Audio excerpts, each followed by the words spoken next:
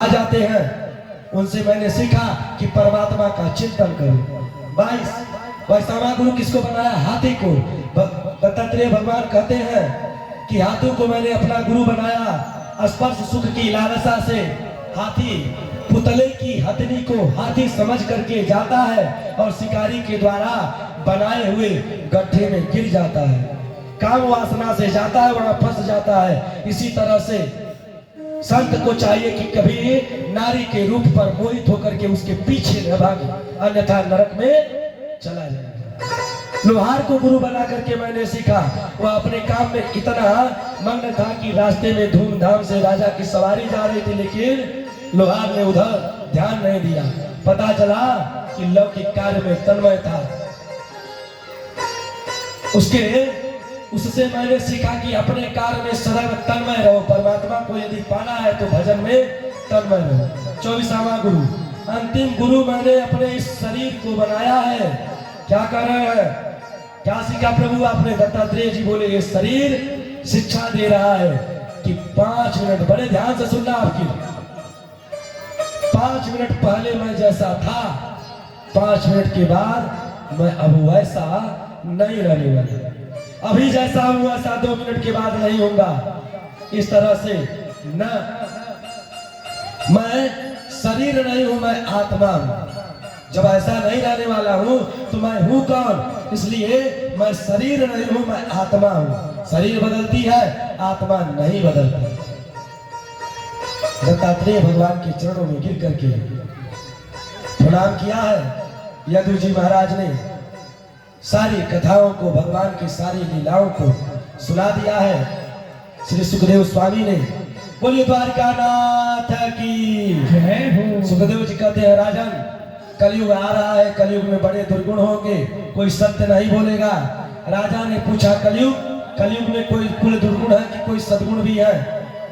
कह दिया है कलयुग केवल नाम धारा, सुमिर सुमिर नर उतर हे पार। कलयुग केवल भगवान की कीर्तन करने से कलयुग में मुक्ति हो जाती है।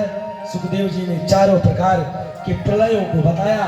हजारों संतों के सामने परीक्षित जी बैठे हैं, उनके सामने सुखदेव जी हैं। भागवत की पूरी कथा सुना दी और 7 दिन पहले परीक्षित जी कहते हैं तुमने एक संत के गले में मरे हुए सर्प को डाला।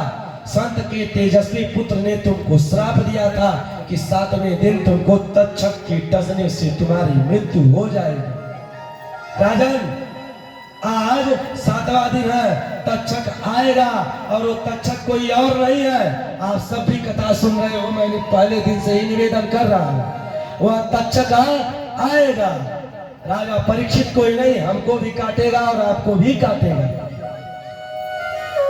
बस बात यह है कि प्राण किस तरीके से निकले, अगले जन्म की सदगति क्या हुई। हम मेढक बने, मेढकी बने, गधा बने, जिराफ बने, मुर्गा बने, मुर्गी बने, मछली बने, क्या बने हम, बात यह महत्व रखती है, ठीक ना।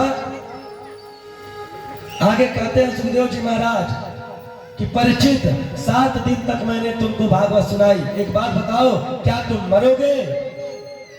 परीक्षित जी ने कहा कि नहीं गुरुदेव, मैं कैसे मर सकता हूं, मैं शरीर नहीं, मैं तो आत्मा हूं।